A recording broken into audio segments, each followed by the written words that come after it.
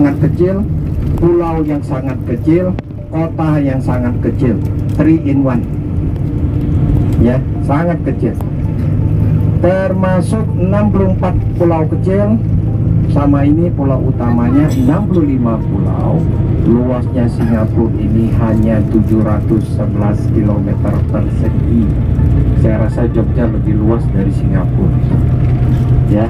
Dari timur, ini sekarang kita berada di timur, langsung ke penghujung barat Singapura, jauhnya hanya 57 km ya. Dari selatan ke utara hanya 27 km. Jadi kalau Bapak Ibu datang kembali ke Singapura untuk libur sama pacarnya ya, sama suaminya, sama selingkuhannya ya, kalau nyasar di Singapura jangan panik, jangan nangis-nangis mendingan di tangan. Sumpah demi Tuhan, kalau nyasar di Singapura Bapak Ibu tidak kemana-mana, tetap Singapura. Dan seperti di Jogja, nyasar Jogja sampai Sarangan, nyasar Sarangan sampai nyampainya Blitar, nyasar Blitar atau nyampainya Probolinggo. Kalau di Singapura, yang sisanya itu yang mendapat permanent resident, berarti menikah di Singapura, berbisnis di Singapura, sekolah di Singapura ya, bekerja di Singapura ya, bolak-balik ya, kerja di Singapura. Rata-rata semua kalau dikumpulkan 6 juta manusia. 76% rakyat Singapura orang Tiongkok, 14% orang Melayu seperti saya ya, 7% orang India, sisanya Eurasia. Itu berarti campur baur Eropa sama orang Asia ya. Dan keharmonisan agama dan suku bangsa di Singapura betul ya. Kita sangat jaga sekali, sangat-sangat prihatin pemerintah jangan sampai ada radikal dan ekstremis. Itu yang kita tidak mau di Singapura. Tidak kira dari suku agama apa, dari suku bangsa apa, ini pemerintah akan pantau. Contohnya ini yang dipantau, setiap ceramah yang ceramahnya mungkin bisul, padre, pastor, kiai, ustaz keluar dari YouTube, pemerintah akan pantau. Kalau contoh Zakir Naik tidak boleh masuk ke Singapura, Ahmadiyah tidak boleh masuk ke Singapura, ada beberapa kiai ustadz dari Indonesia tidak boleh masuk ke Singapura ya. Dari Malaysia juga sama, dari manapun pelosok kalau dia berceramah ada unsur-unsur mobil ini di taman, di pinggir jalan, di tengah jalan, ini semua ada nomor dalam dalam data pemerintah. Bukti rawatnya Bapak Ibu lihat, pohon di Singapura ini semuanya kayak bonsai, bahan ranting di tengah tidak ada, semuanya di atas. Kalau diperhatikan, ini bukti rawatnya. Seluruh Singapura begini ya Bapak Ibu ya. Dan segede manapun kita lihat, pohon segede manapun yang di pinggir jalan, di tengah jalan ya, kita tidak akan melihat. Dan di sebelah kiri kita ini taman nih Bapak Ibu, ini taman pinggir pantai kita. Dan ini hutan lindung, kita tidak bongkar karena sering transmigrasi burung dari seluruh dunia singgah ke Singapura, di tempat lain di sini. Dan setiap akhir pekan nanti ada pegawai pemerintah yang jalan di sini, hitung setiap manusia yang berkunjung. Setiap minggu bertambah kunjungan manusia di tempat ini. Seluruh tempat ini akan di-upgrade menjadi lebih bagus ya. Nah Bapak Ibu, dari sini kita langsung ke restorannya. Udah lapar kan? Ya, perjalanan dari sini ke restoran butuh waktu 2 jam Bapak.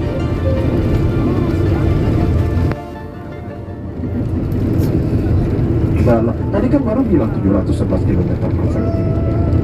Saya sengaja iri hati sama Indonesia Bapak.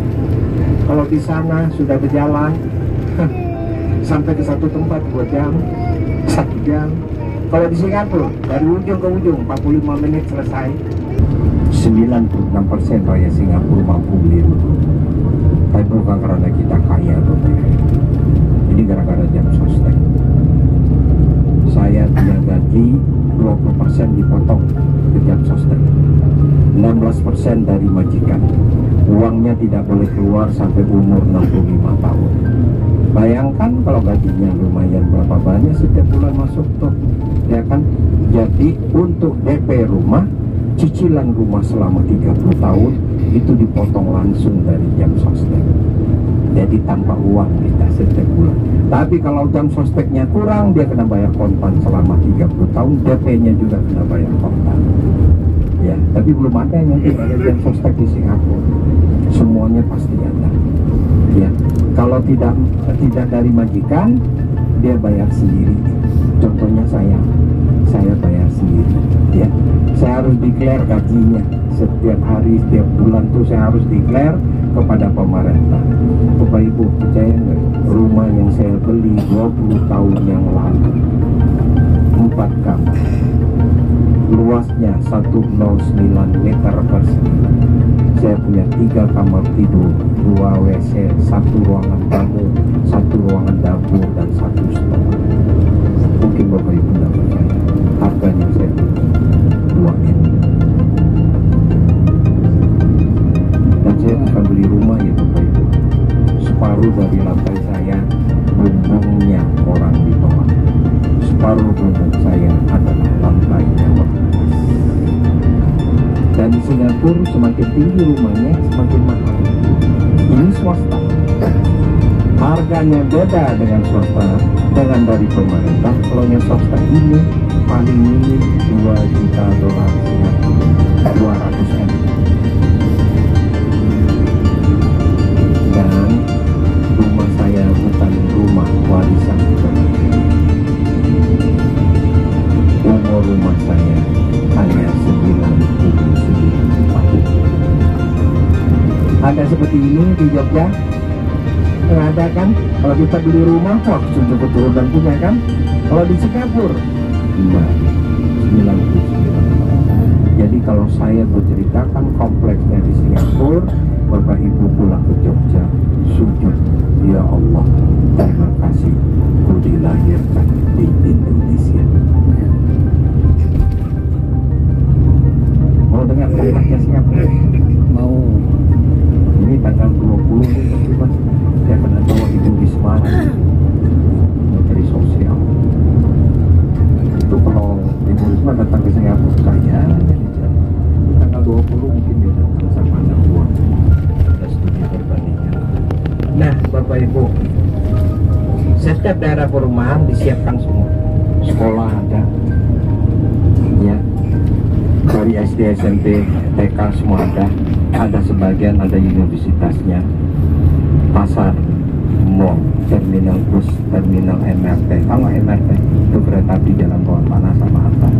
MRT kalau bahasa Inggrisnya Mass Rapid Transit. Kalau bahasa Indonesianya Mr. Rusli Transportasi. Saya punya. Saya nomor 2 saya di Singapura. Jadi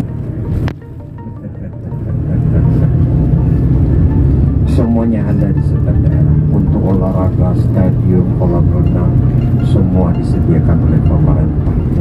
Dan sekarang nih Bapak Ibu, kita sedang berjalan terowong kendaraan di bawah tanah yang sepanjang 25 km. 25 kilometer, panjang banget.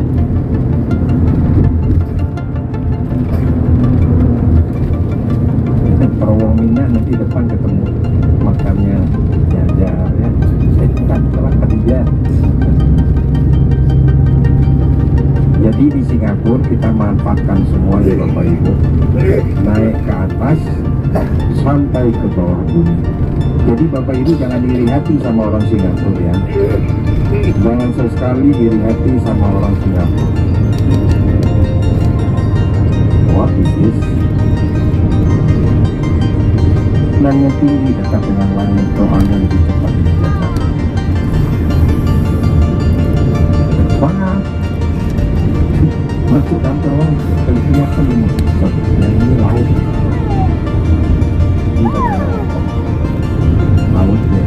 Jadi kalau kurang percaya nanti baru itu nanti kita keluar, saya kasih paham, itu saya kirim ke kamu.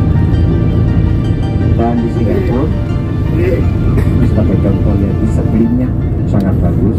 Dari tadi sampai sekarang kita jalan tidak kedengaran bunyi klakson. Dan nanti kita jalan sampai pulang ke hotel, kita tidak akan kedengaran bunyi klakson. Menggunakan klakson sembarangan di Singapura itu dianggap biadab. Itulah disiplinnya Singapura. Siapa klakson sembarangan, mobil di depan bisa keluar nanya, "Woi, kenapa kamu klakson? Apa salah saya?" Kita klakson bila ada perlunya. Jadi majunya Singapura ini Bapak Ibu gara-gara disiplinnya. Ya. Disiplin di Singapura, hukum jalan, tidak ada kompromi. Ya. Tapi kalau mengikut hemat saya, pandangan saya, 100% demokrasi Indonesia. Kalau di Singapura beda, demokrasi plus otoritas plus diktator plus komunisme plus sosialisme plus kapitalisme. Gara-gara undang-undang ini semuanya kita pakai untuk ketentraman rakyat, ya. Jadi ada waktunya. Contohnya mobil di Singapura kelihatan semua baru ya Bapak Ibu ya. Baru ya, tidak ada mobil tua di Singapura kan, karena pemerintah sudah menetapkan umur mobil hanya 10 tahun. Saya mau nanya, itu demokrasi otoritas? Ya, Otoritas. anak cuma 2 waktu dulu karena berpisah. Tuh lihat lotnya tuh Bapak Ibu. Dan di depan itu banyak sekali mobil-mobil baru tuh Bapak Ibu. Itu mobil saya punya semua. Saya akan ekspor ke Indonesia, ke Filipina, ke Malaysia, ke Thailand, ya, semua datang ke Singapura. Ya. Jadi kalau Bapak Ibu mau mobil saya ini turun, nanti mau masuk sekian nama saya 3 kali ya. Nah, ya akan dimasukkan, bukan di sini, di kantor polisi. Jadi kapal yang bawa itu yang putih biru, mobil-mobil sekarang semua listrik ya, atau hybrid. Ini semua mobil-mobil baru ya, bukan sektor.